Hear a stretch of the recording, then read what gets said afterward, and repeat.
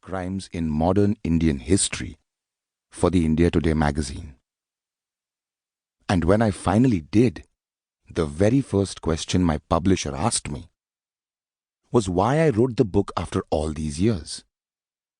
The story, Rajiv Assassination, the inside story, on the 15th July 1991 issue of the India Today magazine had got people talking. While the general response was euphoric, a section of the media felt I was sensationalizing it. The truth is, I had suppressed much more information than I could and had revealed. By the time the Central Bureau of Investigation, also known as the CBI, filed the charge sheet, which was 11 months after the assassination, I had a surfeit of concealed facts. The former Prime Minister's assassination was the product of a conspiracy. The plotters and key operators came not just from the Tamil guerrilla separatist organization LTTE or the Liberation Tigers of Tamil Eelam, but had links across the globe. And as the probe gained traction, followed by the seizure of incriminating documents and arrests made, Sivarasan emerged as the mastermind of the complex web that eventually took Rajiv Gandhi's life. It became evident that he was regularly in touch with contacts in Singapore, Saudi Arabia, the UAE, Sweden, France, and the UK before and after carrying out the assassination. There have been many theories and conclusions, including the Supreme Court of India's verdict based on the findings of the CBI's Special Investigation Team, or the SIT, upholding the death sentence awarded to the assassins. The number of death sentences awarded to the 23 accused in the Madras TADA, or Terrorist and Disruptive Activities Prevention Act court, came down to 7 in the Supreme Court. But the fate of the key conspirators, such as Sandan, Murugan, Nalini and gang, remained unaltered.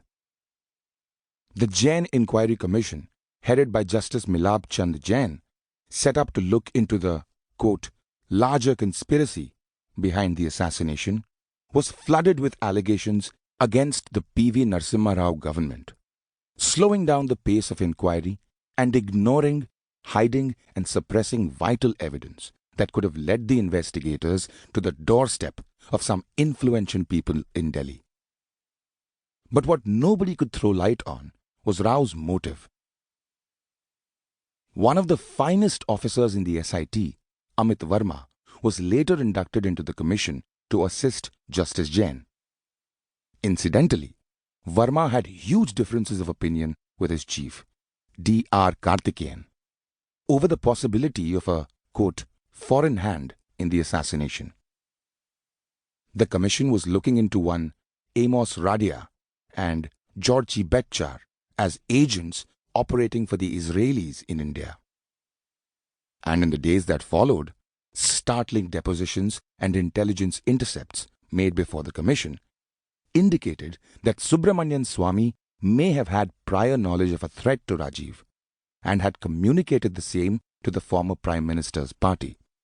But no one, whether in his party or the government, had reacted in a timely manner. In fact, Swamy had had an argument with the then Research and Analysis Wing, or RAW, chief in a cabinet committee meeting that was held within hours of the killing. Justice Jain devoted separate chapters to 3 key Indian players who were suspected, one way or the other, to have had prior knowledge of the assassination.